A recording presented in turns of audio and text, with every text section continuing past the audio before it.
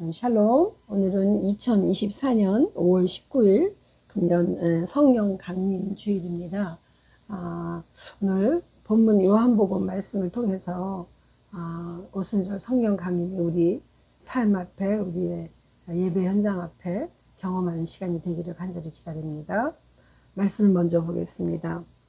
오직 너에게 이 말을 한 것은 너희로 그 때를 당하면 내가 너희와 말한 이것을 기억나게 하려 함이요.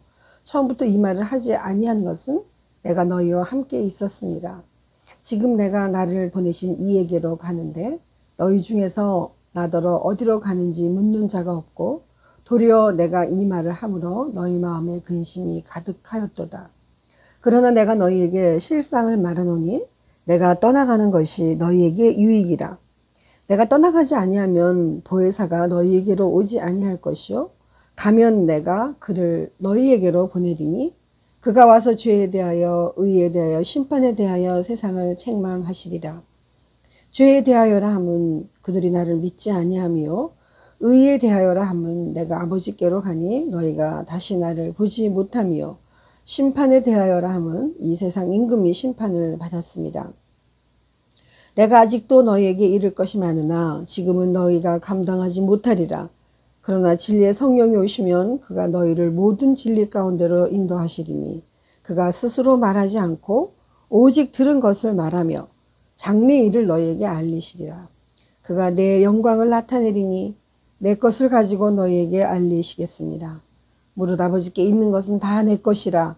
그러므로 내가 말하기를 그가 내 것을 가지고 너희에게 알리시리라 하였노라. 아멘.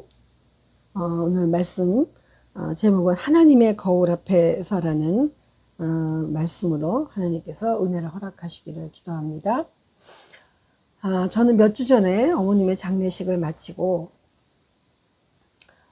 어머니 집으로 돌아온 그날 어머니가 사용하시던 그 화장실에서 큰 거울을 마주보며 깜짝 놀랐습니다. 슬픔에 잠겨있던 나의 눈은 붓고 얼굴이 어떻게 보여졌는지 신경 쓸 여력도 없이 방치된 채 거울 속에서의 제 모습이 어머니의 모습과 똑같이 그대로 담겨져 있었던 것입니다. 그 모습을 보면서 얼마나 울고 또 울었는지 모릅니다. 집으로 돌아와 이제 이곳에서 현실로 돌아온 지금 제 얼굴에만이 아니라 제가 생각하고 있는 모든 것, 습관, 행동 속에서 어머님의 DNA가 철저히 흐르고 있음을 느끼면서 다시 한번 어머니를 추모하고 있습니다. 아마도 이것이 삶의 현실인 것 같습니다. 사실 우리가 하나님의 자녀라고 하면서 우리의 모습이 하나님의 모습과 얼마나 닮았는지 우리가 부모님의 모습을 보면서 우리를 느끼는 것처럼 그렇게 생각하고 있는지 한번 돌아봐야 할 것 같습니다. 그러나 그렇게 생각하기 위해서 우리는 인간의 본성에 대한 이해가 절실히 필요한 것 같습니다. 디트리히트 본 회퍼는 인간의 본성에 대한 이해를 두 가지로 나눴습니다. 하나는 인간의 삶이 하나님의 계시 행위에 열려질 수 있는 선의 가능태를 말했고 다른 하나는 하나님의 계시를 거부하고 자기의 내부의 고독으로 파고 들어가는 악의 가능태라고 하는 것입니다.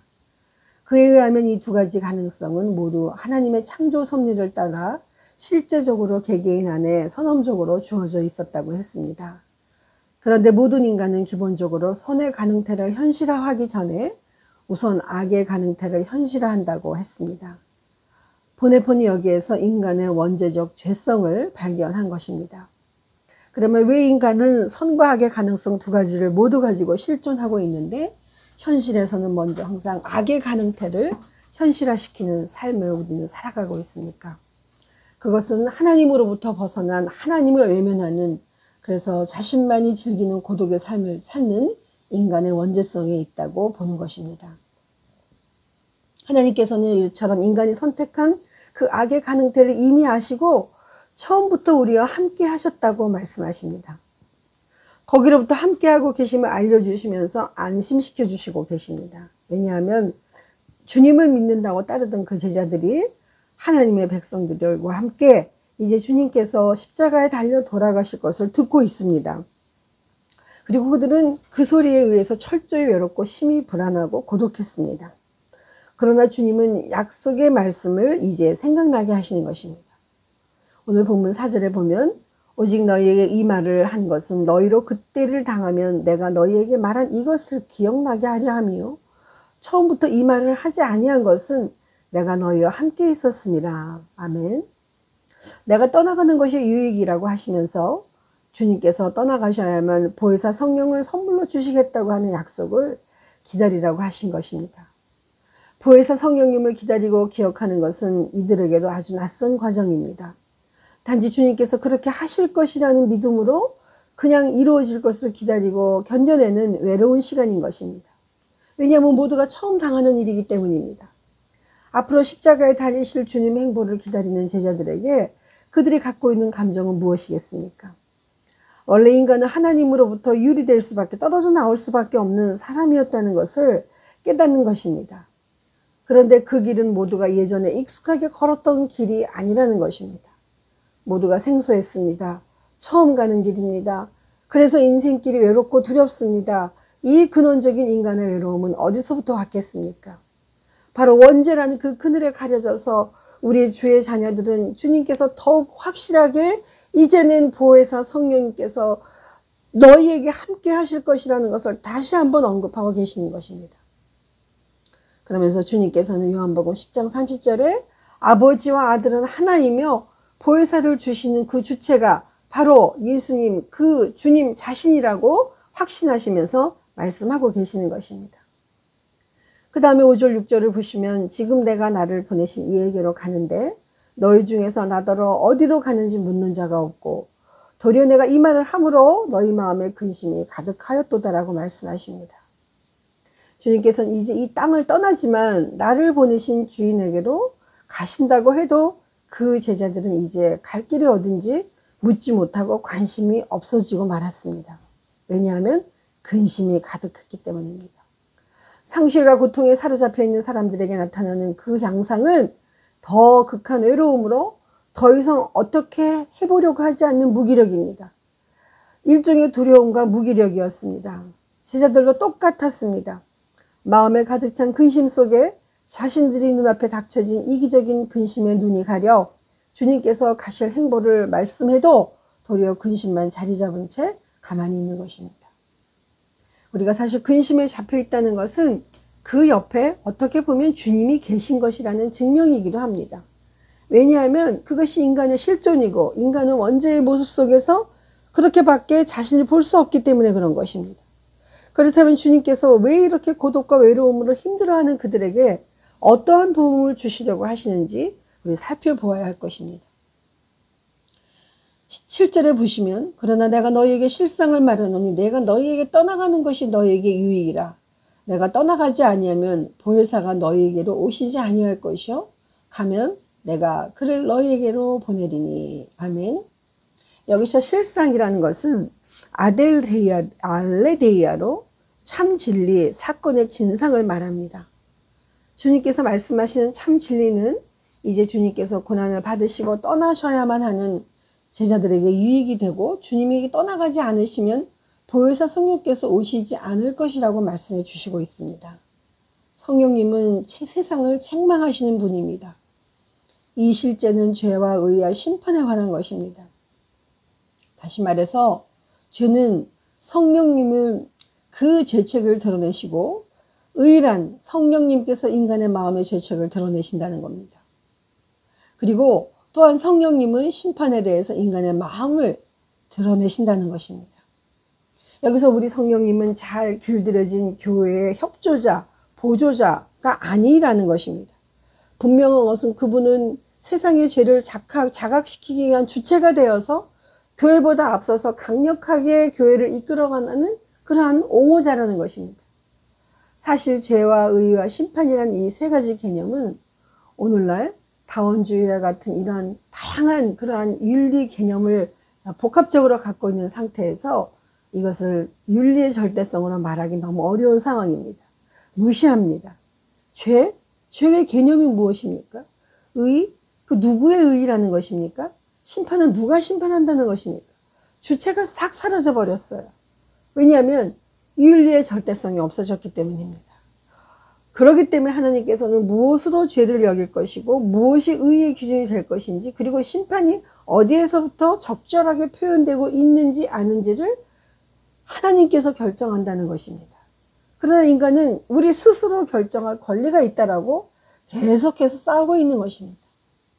그러나 예수님께서는 성령님의 증거를 통해 이러한 윤리적 자율성을 도전하시고 그 기저에 있는 하나님에 대한 반역을 드러내며 세상으로 하여금 죄의 참된 특성과 의의 의미와 심판의 위치를 대면하게 하시는 것입니다. 그래서 하나님의 영을 통해서 이 인간의 마음은 회개를 권유받고 구원을 선물로 받는다고 하십니다. 그래서 그 구원은 이제 인간의 마음이 회개될 때 정말 주어지는 귀한, 가장 귀한 생명이라는 것입니다. 이를 통해 만난 구원은 영원한 생명과 함께 하신다고 약속하고 있습니다. 맞습니다. 여러분, 성령 충만함을 어떻게 생각하고 계십니까? 오순절 성령 강림 이후에 삶에 있어서 다른 사람들은 무슨 여러 가지 정말 이 사회의 번창, 재테크, 맛집, 취미, 교양 이런 일들에 열중합니다. 자기 해야 될 일에 충실합니다. 그러나 제대로 된 성령 강림의 결단에 대해서 우리는 어떻게 정의할 수 있겠습니까? 신앙인들은 성령 강림 후의 삶에 대해서 우리 스스로 제대로 된 질문을 할 필요가 있습니다. 특별히 진리로 함께 하셔서 성령의 역할을 알려주신 주님의 그 질문 한마디에 우리의 삶을 정리해야 되지 않겠습니까? 그렇다면 성령님을 만난 우리들은 우리들의 갖고 있는 우리들의 믿음의 공동체의 모습은 어떻게 드러나야 하겠습니까? 13절을 보시면 그러나 진리의 성령이 오신다면 그가 너희를 모든 진리 가운데로 인도하시리니 그가 스스로 말하지 아니하고 오직 들은 것을 말하며 장래의 일을 너희에게 알리시리라고 하셨습니다. 오늘 주님께서는 진리의 성령을 통해 진리 가운데로 오신다고 하십니다. 이 진리는 스스로 말하지 않고 오직 위로부터 내려주시는 하나님의 은혜 안에서 알려주신다고 하십니다. 우리는 신앙생활을 한다고 하면서 우리가 성경을 모르거나 기도 시간이 부족해서 우리 공동체 안에 진실이 드러나지 않는다고 생각하지는 않습니다. 진실이 진리로 여겨지지 않는 불신과 하나님 없이도 가능하다는 교만함만이 이 진리를 막고 있다는 것을 우리는 알아야 하는 것입니다. 오늘날 우리 한국 교회는 성령 충만한 이후의 삶에 대해서 전혀 준비하지 않고 살아왔습니다. 왜냐하면 진실이 드러나는 것을 두려워하고 있기 때문입니다. 그저 예수를 잘 믿고 잘 살고 삶의 화려함만 꿈꾸고 있었기 때문에 우리의 삶에 대한 하나님의 진실한 정의가 무너져 내려가고 있어도, 그리고 그리스도인에 대한 신뢰가 깨어져도 우리끼리 그냥 잘 믿고 있다라고 생각만 하면 된다라고 하는 병도 있는 모습이라는 것입니다. 그렇지만 세상은 더 먼저 성령 충만한 그리스도인을 알아봐요. 철저하게 그들은 먼저 심판합니다. 그리스도인은 우리끼리 부르는 것이 아니라 외부에서 우리를 향하여 존경스러운 표현으로 불러줄 때 사용하였던 용어입니다. 왜냐하면 말을 안 해도 예수를 믿는다는 것이 무슨 뜻인지 알기 때문입니다. 그래서 성령 충만한 공동체와 교회는 그 영광을 오직 하나님께만 돌렸고 나타내었습니다. 그러나 고난은 교회가 받고 영광은 개인이 얻으려는 극도의 이기심이 성령 충만함의 소중함을 지켜내지 못한 것입니다. 15절에 보면 무릇 아버지께 있는 것이 다 내 것이라. 그러므로 내가 말하기를 그가 내 것을 가지고 너희에게 알리시리라 하였노라. 우리 주님께서는 당신의 것이 아버지의 것이기 때문에 그것을 가지고 우리에게 다 알려주신다고 하셨습니다. 맞습니다. 우리 주님은 끝까지 성령 충만도 우리를 위해서 보내주시고 허락하셨습니다. 주님께서 고난받지 않으셨다면 성령 강림도 없습니다. 주님께서 성령 강림 주고 싶지 않으시면 부활하지 않으시면 되는 겁니다. 그런데 하나님은 그 일을 완성하셨습니다. 그래서 우리는 모든 상황 속에 하나님과 연결해야 합니다. 하나님 앞에 코람데오라는 철저한 지극히 작은 자 하나에게 한 우리 주님 자신의 모습 속에 우리가 마태복음 25장처럼 우리도 하나님 앞에 살아가는 삶을 봐야 되는 것입니다. 이것은 지극히 작은 자에게 한 것처럼 그리스도인이 서로가 서로 연대하여 실천적인 삶을 살아갈 때 우리의 힘을 보여줄 수 있다는 것입니다. 이것이 바로 코람데오의 삶입니다. 사회적 약자가 유리해질수록 이 사회는 모두 행복한 사회가 될 수 있다고 했습니다. 신학자 볼프는 광장에 선 기독교에서 우리 신앙이 개인적인 차원에서 그칠 때 그 신앙이 도리어 그리스도인에게 파괴적인 결과를 낳는다고 경고했습니다. 맞습니다. 우리는 성령 강림을 통해 코람되어 하나님 앞에 서 있음을 체크하고 우리는 바로 우리 주위에 있는 사람 앞에 우리가 서 있음을 우리가 다시 한번 경험해야 하는 것입니다. 그렇기 때문에 거울을 보며 얼굴을 닦는 것처럼 우리에게 코람되어라는 하나님의 거울이 있다는 것입니다. 기도문을 나누겠습니다. 우리는 쉽게 말로만 기억하고 기도한다고 합니다. 우리는 깊이 숙고하지도 않은 채 기억합니다. 우리는 제대로 기도하지도 않으면서 기도합니다. 우리는 말로만 행합니다. 그것이 어떤 무기력한 신을 다루는 방법이 때문입니다. 무언가를 더 하려고 하면 곤란해지기 때문입니다. 편하고 아무런 비용도 들지 않기 때문입니다. 그렇지만 이제 우리는 상상할 수 없는 생각을 해야만 합니다. 끝나가는 모든 것에 대해서, 우리가 이룬 모든 것에 대해서, 우리가 허탈감으로 내모는 이 모든 것에 대해서 말입니다. 그렇지만 이제 우리 가운데 어떤 이들은 말로 할 수도 없는 기도를 합니다. 우리는 그런 기도를 할 수밖에 없습니다. 따라서 우리는 담대하게 기도합니다. 우리는 담대하게 구합니다. 그러면 주실 것이고, 우리는 담대하게 두드립니다. 그러면 열릴 것이므로 여기 우리 모두 주님 앞에 있습니다. 우리에게 빵을 허락하여 주옵소서. 생명의 빵, 풍요의 빵, 이웃과 나눌 빵, 돌이나 부스러기는 주지 마옵소서. 우리에게 물고기를 주소서.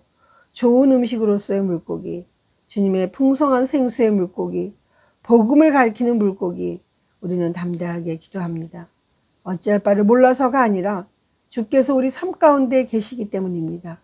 우리의 소망은 다른 구원이 아니라 오직 주님만이 있기 때문입니다. 아멘.